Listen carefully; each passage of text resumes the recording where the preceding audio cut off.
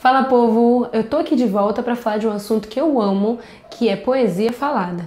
Eu prometi que eu ia trazer aqui no canal, volta e meia, alguma coisa que tem ainda a ver com o tema de rap, de cultura de rua, que foi como começou este lindo projeto. E hoje eu vou falar desse tema que tem tudo a ver com a cultura hip hop, principalmente com o advento dos slams, que tem crescido cada vez mais. Então, se você quer saber um pouquinho aí desse início da história da poesia falada, fica comigo e vai vendo.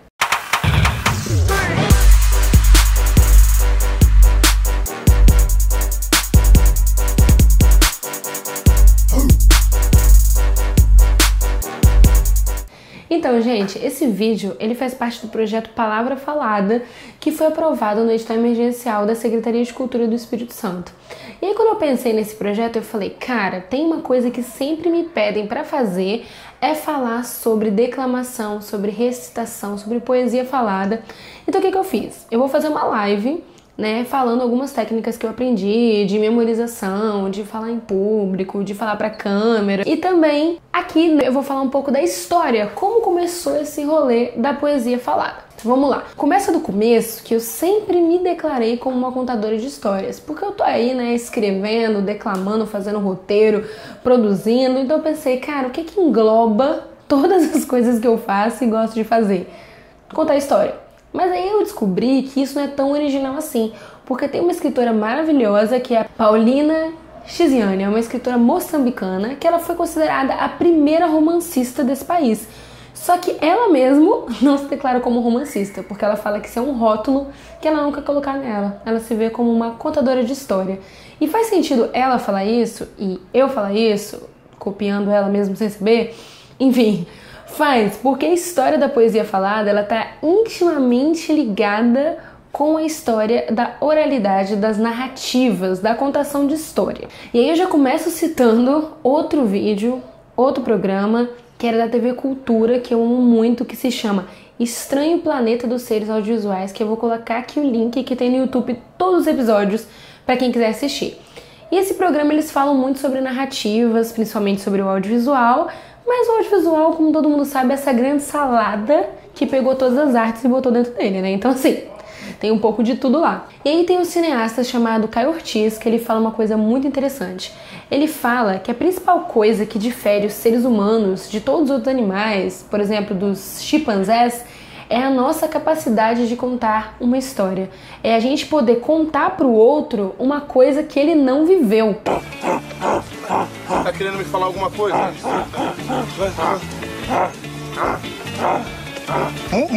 Música, um assalto, é isso? Para muitos estudiosos, inclusive, a ideia de narrativa começa quando um sujeito se levanta e começa a contar a história para todos os outros ali perto da fogueira.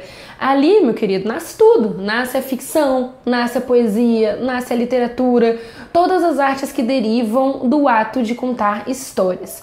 O Ocidente, principalmente, ele é muito influenciado por Aristóteles, que ele escreveu um livro chamado A Poética e que, pra você ter uma ideia, no meu TCC, esses dias, ele ainda era o melhor livro para falar sobre o nascimento da ficção. E olha quantos mil anos que tem isso. Enfim, muitos anos tem isso. E ele foi considerado um grande filósofo e o pensamento dele influencia até hoje outros filósofos, artistas e poetas também. No mesmo programa tem um professor chamado Luiz Fernando Ramos que ele fala que a ficção e a poesia elas são muito interligadas por um fato interessante, que essas duas artes elas falam sobre algo que poderia ter acontecido, não exatamente que aconteceu, algo que o escritor ou o poeta imaginam e que é possível de ter acontecido dentro da narrativa que ele cria. Então, assim, você pode criar uma parada com nave espacial, com tudo, mas dentro daquelas regras que você criou, isso tem que funcionar e as outras pessoas têm que acreditar naquilo, pelo menos enquanto estão vendo ou estão lendo. Mas tem outra coisa que os teóricos concordam nesse programa do Estranho Planeta dos Seres Audiovisuais e que muitos pesquisadores também concordam e que eu, que apenas estou aqui, né, enfim, também concordo, que é o seguinte, o ato de fazer poesia, de fazer literatura, de contar histórias nos torna humanos. E isso é essencial para quem faz e também para quem consome. O consumo de arte é algo plenamente humano e eu acho que vale sempre lembrar disso em momentos que, enfim, uns e outros tentam dizer que arte não é trabalho, dentre outras balelas que a gente escuta aí pela vida. E agora saindo um pouquinho da Europa, indo mais para a África, que é de onde realmente surge o movimento hip hop e tem a ver com a cultura de rua. Vocês já ouviram falar nos griots? Se não ouviram, eu já falei aqui no canal em alguns vídeos que eu vou deixar linkado aqui. Mas os griots, eles eram figuras que tinham em várias comunidades africanas que eles eram contadores de história, mas eles também eram filósofos, eles também eram conselheiros e muitas vezes eles eram responsáveis pelas articulações comerciais. Ou seja, né, minha gente, eles tinham que ser ótimos oradores. E muita gente acredita que essa função ali dos griots, que estava entre o entretenimento, o aconselhamento e uma parada financeira, ela originou o movimento hip hop, que muitas pessoas do movimento hip hop se inspiravam nessa cultura do griots para poder criar, por exemplo, o início das batalhas de rima ou o início das apresentações de slam. Agora, algo muito interessante sobre os griots é que eles eram os responsáveis por transmitir a história e a cultura de um povo em regiões ou em épocas que ainda não existia escrita. E por que isso é interessante? Porque os griots, eles passavam de um para o outro, né? Essa cultura e essa história. E era a história daquele povo? Claro que era. Só que para o Ocidente, a nossa querida Europa, mas que também, né, enfim, tem suas questões, ela define a história e a pré-história através da invenção da escrita. E não de qualquer escrita, da escrita adotada ali no continente europeu. Então, para eles, esse período sem escrita ali de algumas regiões da África não seria considerado história. E a história sim, e a cultura sim, e começa assim a história do ser humano, através do boca a boca. Agora, você me pergunta, e no Brasil? E no Brasil, meu querido, o que não falta é contação de história. Não sei se você percebeu, mas o brasileiro é um povo que gosta de falar. Não é à toa que a gente é um dos maiores consumidores das redes sociais do mundo, né? Então, assim, é claro que isso se manifesta na nossa música, na nossa produção audiovisual, na nossa literatura e também em alguns estilos que derivam ali diretamente dos griots. E uma dessas formas de expressão, uma dessas formas de poesia falada é o repente. O repente, ele é muito conhecido no Nordeste brasileiro e ele começou ali no final do século XIX, profundamente influenciado pelos griots. E como é que funciona o repente? É um cantor barra poeta de um lado, um cantor barra poeta do outro, que vão se intercalando nas suas falas e acompanhados de algum instrumento, que pode ser um violão, pode ser um chocalho, pode ser um pandeiro, depende da região onde o repente está sendo feito. E esse repente ele é profundamente influenciado pelos griots, pelos trovadores e também, não sei se isso lembra alguma coisa pra vocês, mas eu vou deixar um trechinho aqui de um repente muito maravilhoso que eu gosto, que é da Dona Terezinha, sensacional.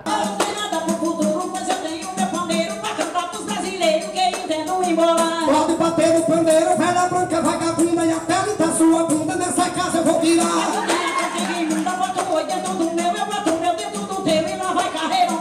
Deu pra sacar um pouco, né? Esse tipo de repente que a Dona Terezinha e o Rock aí estavam cantando é um coco de embocada, porque ele tem chocalho. Aí também você tem tipos, por exemplo, como o Gabinete, que é um pouco mais calmo e usa o violão. Você tem vários tipos de repente, mas a ideia é bem parecida, né? É uma poesia falada, cantada, acompanhada de um instrumento e muitas vezes até se atacando. Não sei se isso te lembra algo. Eu sou espectro, você não me mapa, tô no Free Fire, cê é espectador. Então, mano, é um fato, tudo passando de cara, ele não me matou porque tava de quatro. Tranquilidade, mano, agora é Andralhinho. Vou fazer um bagulho, mano, você sabe que você tem karma, o meu rap é tipo arma, agora eu tô no gatilho. É claro, né, minha gente? As batalhas de rima tem tudo a ver com isso. Esse trecho aqui é de uma batalha que eu gosto muito aqui do Espírito Santo. O Espírito Santo é um grande celeiro de MCs, né? A gente tem aqui MCs maravilhosos e muitos deles também participam de outros movimentos de poesia falada, como sarau, como slams, né? Então tá tudo ali, ó, tá tudo ali misturado. Então é isso, né, minha gente? É tudo contação de história de formas variadas. E se você pensar, a própria palavra rap significa ritmo e poesia. Quer dizer, eu tenho aqui no canal vários vídeos sobre o início do movimento hip hop, algumas entrevistas que eu também vou deixar nessa descrição. Essa descrição vai ser uma bíblia, né, mais ou menos, porque eu tô falando de um monte de coisa que eu vou deixar, mas juro que vai estar tudo ali. Tá, gente, e a gente sabe que o movimento hip hop influenciou uma par de coisa, inclusive a poesia falada e os slams, mas também teve outra coisa muito importante que influenciou. E isso foi a geração beat. A geração beat era uma galera ali na década de 70 nos Estados Unidos, conhecido como um bando de hippie, nada contra, muito pelo contrário, super a favor, mas que o quê? Era uma galera meio nômade, que eles viviam de cidade em cidade. E como é que eles faziam para sustentar esse rolê deles? Eles faziam apresentações artísticas, muitas vezes apresentações teatrais e também apresentações de poesia, porque muito dessa galera da geração beat eram escritores e a forma que eles tinham para divulgar o trabalho deles e também para conseguir uma grana era falando o texto que eles tinham feito. Tem uma par de gente que foi influenciada por esse movimento e tem uma par de gente que fazia parte, como por exemplo o Jack Kerouac, que era o mais famoso deles, mas também cantores, como por exemplo a Janis Joplin também se identificava ali dentro da geração beat. E essa forma de declamar que eles tinham, muito espontânea, sempre com seus textos decorados e com certo ar teatral, influenciou profundamente a poesia falada e os slams. E aí, gente, na década de 80 surgem, propriamente dito, os slams nos Estados Unidos. E o que são slams? São batalhas de poesia. E como funcionam essas batalhas?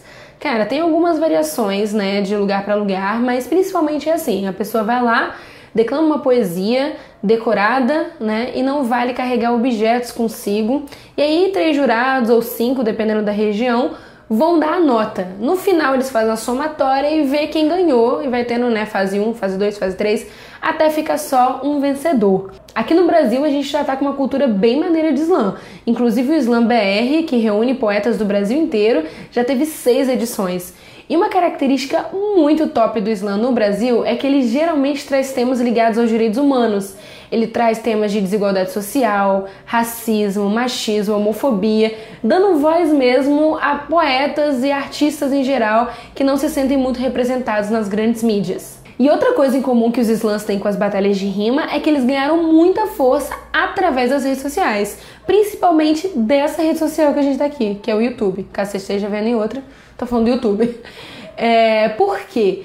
Porque os slams, às vezes, eles costumam ser coisas bem regionais, às vezes só alguma pessoa que mora numa cidade ou frequenta certa praça pode ir. Só que aí, quando esses vídeos começam a ser postados na internet, pessoas de outros lugares têm ideia de fazer também. Inclusive, tem pessoas que começam a ser fãs, né, de poetas que elas não conhecem pessoalmente, mas que começam a admirar o trabalho. E isso ajuda esses poetas nas suas carreiras artísticas, a divulgar seus livros, a circular pelo Brasil.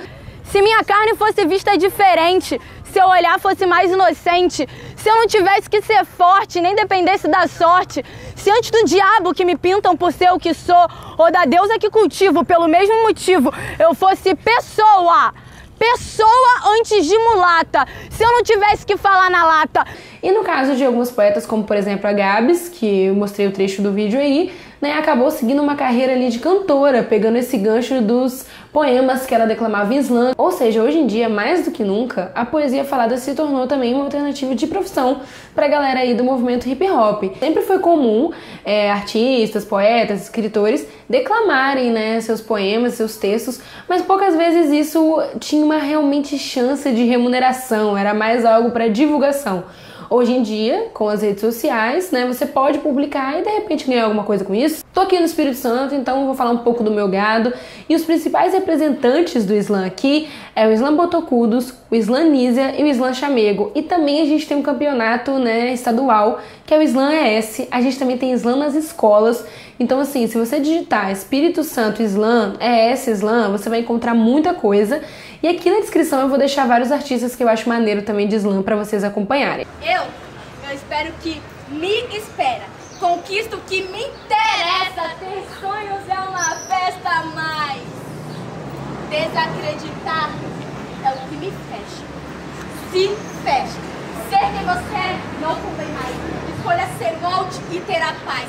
Agora, se você ouviu tudo isso aí, sobre a contação de histórias, sobre griot, sobre slam, sobre trovadores, repentistas, e tá pensando, pô, eu queria declamar uma poesia, eu até tenho os textos, mas tenho vergonha, ou às vezes esqueço o que eu vou falar, não tenho uma técnica boa, não tenho uma dicção tão boa. Eu vou fazer uma live, como eu disse no início desse vídeo, e nessa live eu vou dar várias dicas e eu vou trazer vários exemplos e técnicas que não só eu uso, como outros poetas e outros artistas que eu conheço usam. Então se você tem interesse nesse tema e pretende também declamar um dia, recitar, é só você ficar de olho na programação aqui do canal.